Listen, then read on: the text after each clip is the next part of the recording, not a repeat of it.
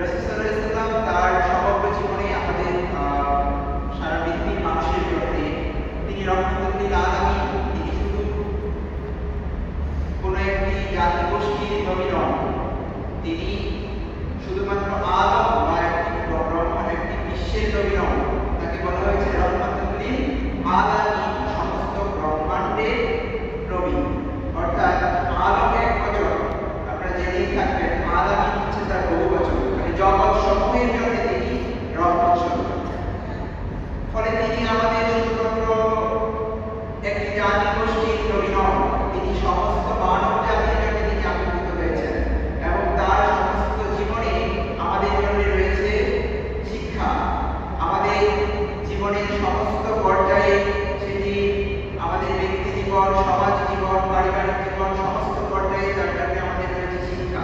কিন্তু তার যে শিক্ষাটি আমরা অনেকেই এখন ভুলতে বসেছি, সেটি হচ্ছে তার আধ্যাত্মিক শিক্ষা, তার স্পিরিচুয়ালিটির শিক্ষা।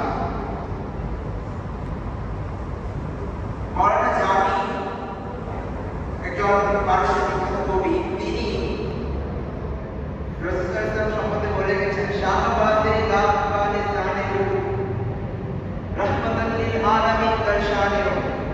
তিনি হচ্ছেন সেই লাফানের শাহবাজ।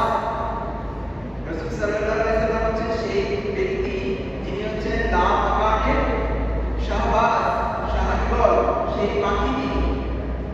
তিনি রহমাতুল লিল আলামিন, জগৎ সমূহের জন্য। তো আজকে ঈদের মিলাদ উপলক্ষে আমরা সবাই একসঙ্গে একত্রিত হয়েছি।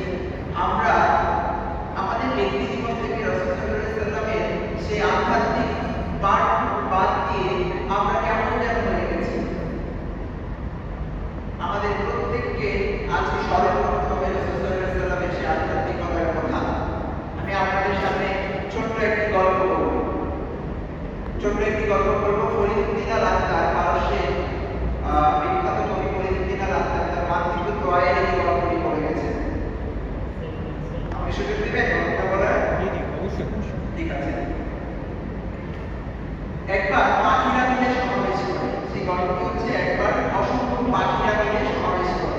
মাতৃত্ব দোয়ায় শব্দটি দেওয়া হয়েছে সূরা নামলের, কোরআনের সূরা নামলের একটি আয়াত থেকে, যে আয়াতের মধ্যে আমরা দেখতে পাই যে যখন সুলাইমানের বাহিনী প্রবেশ করছিল একটি উপত্যকা দিয়ে, তখন এক পিঁপড়াদের রানী পিঁপড়াদেরকে ডেকে বলল, হে আমার গোত্রের পিঁপড়ারা, তোমরা সবাই ঘরে প্রবেশ করো, কারণ সুলাইমানের বাহিনী তোমাদেরকে এমনভাবে পিষ্ট করে চলে যাবে তারা টেরও পাবে না।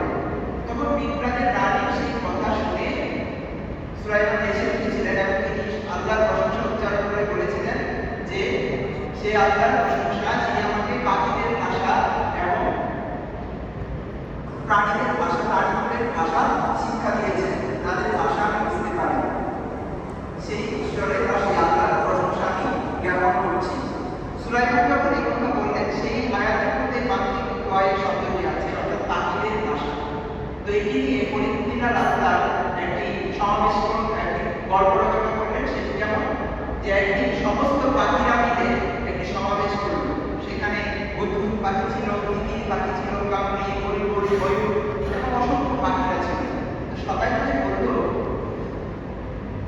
যে সুলাইমানের রাজদরবারের পাখি ছিল বুদবুদ, মানুষের তো খলিফা আছে,